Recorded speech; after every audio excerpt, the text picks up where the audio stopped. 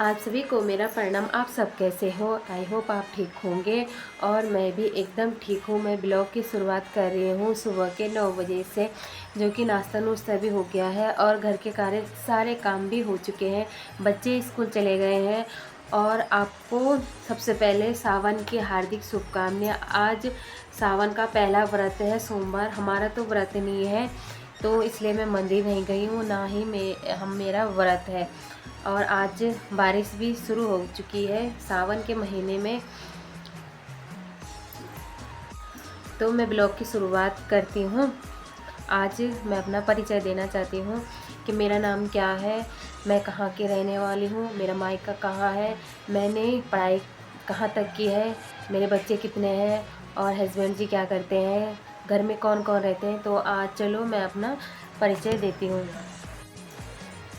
मेरा नाम है पूनम देवी और मैं उत्तराखंड रुद्रप्रयाग के ज़िले से हूँ।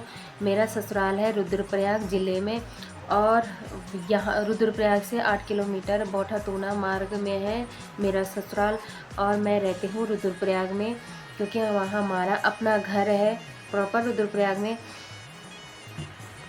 तो मेरी ससुराल की बात करते हैं। ससुराल में मैं और मेरी सास, 2 बच्चे रहते हैं और 2 जेठास हैं जो उनकी शादी हो चुकी है।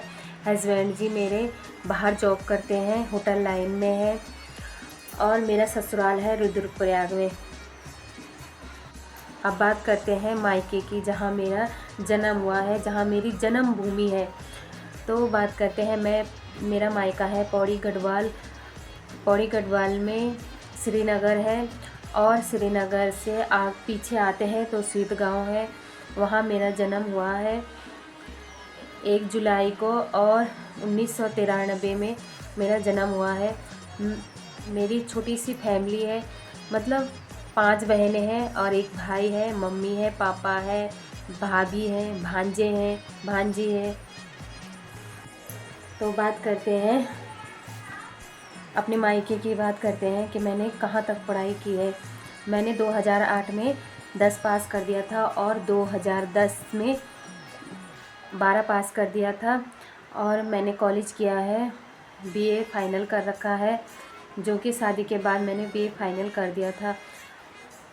जैसा कि देखा होगा कि मैं मायके कम जाती हूँ, तो मेरा ब्लॉग अभी जब से मैंने ब्लॉग बनाया है तब से मैं मायके नहीं गई हूँ। तो मायके का कोई पिक्चर या फ़ोटो नहीं है मेरे पास, क्योंकि न्यू फ़ोन है। न्यू फ़ोन में तो ना फ़ोटो है मायके की और ना वीडियो है, तो इसलिए मैं वहाँ की वीडियो भी नहीं है, घर का भी नहीं है, क्योंकि जो पुराना वीडियो था वो सारे पुराने फ़ोन में थे। तो इसलिए मैं इसमें कुछ फ़ोटो या वीडियो नहीं डाल सकूँगी।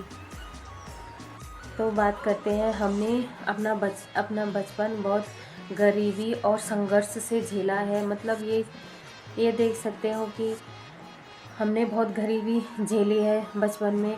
एक एक पैसा करके एक एक पैसा जोड़ा है और उसमें भी सारी पढ़ाई हमने ऐसे ही की है। उस टाइम ना पैसा था और ना ही नौकरी थी और ना ही कुछ सुविधाएं थी। तो जैसे बात करते हैं, मेरी मम्मी ने अपने जीवन में बहुत मेहनत और संघर्ष किया है।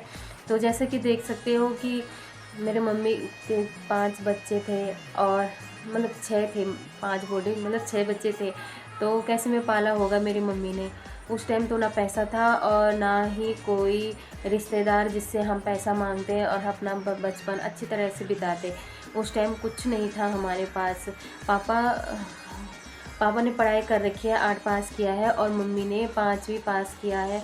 और पापा हमारे जॉब करते थे बम्बई में और मम्मी घर ही में रहती थी। मम्मी ने हमें पाला पोसा और अपने पैरों में दम के बड़ा किया। तो उस टाइम पापा की जॉब, मतलब पैसे उस टाइम कम था, मतलब 2000 की नौकरी थी। तो अपना पेट भी पालना था और वो जो मकान में रहते थे उनका किराया भी देना था। तो पापा अपना जॉब अपने आप करते थे, मतलब उनका पैसा हमें घर नहीं आता था। तो मम्मी ने, जब हम छोटे थे तो मम्मी ने 2 भैंस और 2 गाय पाल रखी थी, उसी से हमने अपना बचपन बिताया है। मतलब ऐसे देख सकते हो, जैसे मेरी बड़ी दीदी थी तो उन्होंने भी दूध बेचा और पढ़ाई भी की। तो मतलब 10 तक तो नहीं की पढ़ाई, के उस टाइम पैसा नहीं था, आगे बढ़ाने के लिए पैसे नहीं थे। तो इसलिए मेरी दीदी लोग ने 10वीं पास कर रखा है। और जैसे मेरे भाई का नंबर आया, 10वीं में पेपर दिया उसने, और मेरे मामा का फ़ोन आया कि तुम्हें, मेरे मम्मी को बोला कि बहन अपने बच्चे को क्या मुंबई भेज सकते हो कि नौकरी लगाना है, क्योंकि कितना पढ़ेगा, अगर पास होगा तो ठीक है, फेल हो गया तो ऐसा है कि जॉब लगी रहेगी तो थोड़ा घर का खर्चा भी निकल जाता है। तो हम, मेरी मम्मी ने बोला हाँ जा ले। तो फिर मेरे मामा के साथ चले गए था मेरे भाई, और वहीं जॉब करने लगा। फिर उसके बाद रिज़ल्ट आया, तो रिज़ल्ट तो 10वीं फेल हो गया था, तो वहीं जॉब किया उसने, बहुत मेहनत की उसने। और फिर मैं चौथे नंबर की थी। तो जब हम छोटे छोटे थे, या तो मतलब आप कह सकते हैं मतलब 5 या 6 में पढ़ते थे, तो तब तक मेरी दीदी की शादी हो चुकी थी। तो जैसा हमारा अपना घर बना, अपनी मेहनत से घर बना हमारा, तो हमने शुरू शुरू में बहुत, तो मतलब इतना ख्याल रखा उस घर का ना, कुछ भी गंदा होने नहीं दिया, अपनी सारी चीज़ें रख दिया। धीरे धीरे उसमें सामान भी जुड़ने लगा, बेड लाए उसमें, सोफ़े लाए उसमें, ड्रेसिंग टेबल लाए हम उसमें। और जैसे सोफ़ा लाए ना, तो मतलब ऐसे सुकून मिला कि हाँ अभी हम भी अब सेट होने लगे। मतलब ऐसा लगता है ना आपको कि जैसे कि हाँ कुछ चीज़ आ गई घर में, तो उसमें मतलब गंदगी या धूल लगनी नहीं रही। मैं दिन रात हम तीनों तीनों बहनें साफ करते रहते थे कि हाँ सफाई करो सफाई करो सफाई करो। ऐसे ही दिन चले जाता था। फिर मैंने 2009 में तो घर बन गया था हमारा, और 2010 में मैंने 12 पास कर दिया था। मैंने फिर उसके बाद मैंने कॉलेज किया 2010 में। तो जब कॉलेज का टाइम आया तो मेरी मम्मी ने फ़ोन किया भैया को कि हाँ अब तो पूजा पास भी हो गई, और क्या करना है, इसको पढ़ाना है कि नहीं। तो मेरे भैया का फ़ोन आया कि हाँ पढ़ा लो, कितना फ़ीस लगेगा। उस टाइम तो कॉलेज में 2000 की फ़ीस थी, और डेली जाना भी होता था। उस टाइम ना गाड़ी में 5 रुपए की, मतलब आना जाना 10 रुपये लग जाता था। कभी कभी हम पैदल भी आ जाते थे। तो मैंने कॉलेज भी किया 2011 में, और बहुत अच्छा रहा मेरा कॉलेज श्रीनगर गढ़वाल में, जो हेमंती नंदन बोगड़ा में है यूनिवर्सिटी, वहाँ मैंने कॉलेज भी किया है। तो 2012 हो गया। और तो 2000 जैसे मैं कॉलेज चले गई, वैसे ही रिश्ता आ गया मेरे को कि हाँ इसकी बात करें। मैंने कहा नहीं मेरे को नहीं करनी है अभी शादी, मुझे अभी कॉलेज करना है, अभी मैंने इस घर में भी रहना है, क्योंकि अभी अभी ये घर बना है, मैंने इस घर में रहना है। हम तो रहे नहीं उस घर में। तो जैसे देखा होगा कि मेरा बचपन कैसे बीता है, कैसे मैंने अपनी गरीबी झेली है। तो यहाँ तो बहुत ठीक है, मतलब सास है और हस्बैंड है जो मेरी सभी कमी पूरी करते हैं, जो भी मैं बोलती हूँ देते हैं। और जैसे कि हमें बचपन में कुछ मिला ही नहीं है, तो मैं सोचती हूँ कि मेरे बच्चों को भी ऐसी कमी नहीं होनी चाहिए। मतलब मैं पूरी उनकी करती हूँ, जो भी वो कुछ मांगते हैं तो मैं उनकी कमी दूर कर देती हूँ। और तब फिर क्या होना था, 2012 में मेरी शादी हो चुकी थी।